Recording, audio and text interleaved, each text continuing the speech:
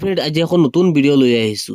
দুখীয়া আৰু মধ্যবিত্ত সকলৰ বাবে কেন্দ্ৰীয় চৰকাৰে এখন নতুন আঁচনি লৈ আহিছে। এই আঁচনিটো হৈছে সোলাৰ পেনেল।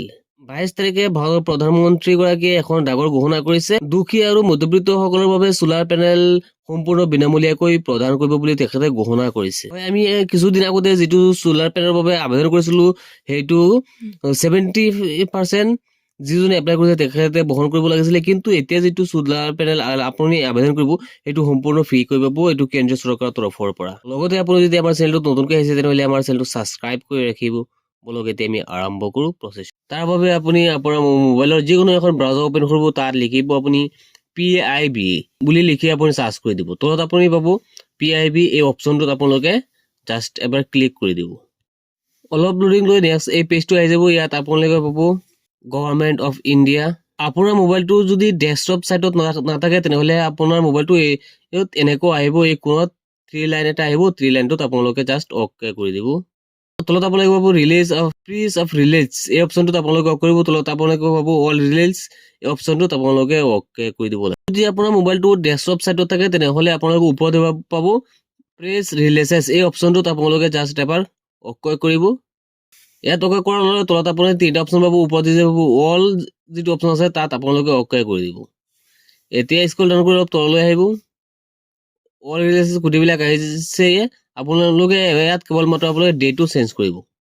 ইয়াত 23 তাৰিখ হৈ আছে, আপোনালোকে 22 তাৰিখটো দিব, কিয়নো 22 তাৰিখত এইটো ঘোষণা কৰিছে এই আঁচনিৰ বাবে। সেইবাবে আপোনালোকে 22 তাৰিখটো ইয়াত দি স্ক্ৰল ডাউন কৰি অলপ তললৈ আহিব। তলত আহি আপোনালোকে ইয়াত পাব, ইয়াত আপোনালোকে তলত পাব প্ৰাইম মিনিষ্টাৰ অফিচ 2 নম্বৰত যিটো আছে, 2 নম্বৰ অপশ্যনটো যিটো আছে 1 crore households to get rooftop solar under প্ৰধানমন্ত্ৰী সূৰ্যোদয় যোজনা, এই অপশ্যনটোত আপোনালোকে জাষ্ট এবাৰ ক্লিক কৰি দিব।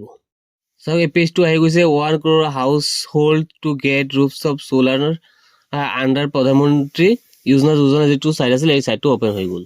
22 তাৰিখত প্ৰধানমন্ত্ৰীগৰাকীয়ে কি ঘোষণা কৰিছে এই টুইটাৰত গোটেইখিনি উল্লেখ আছে।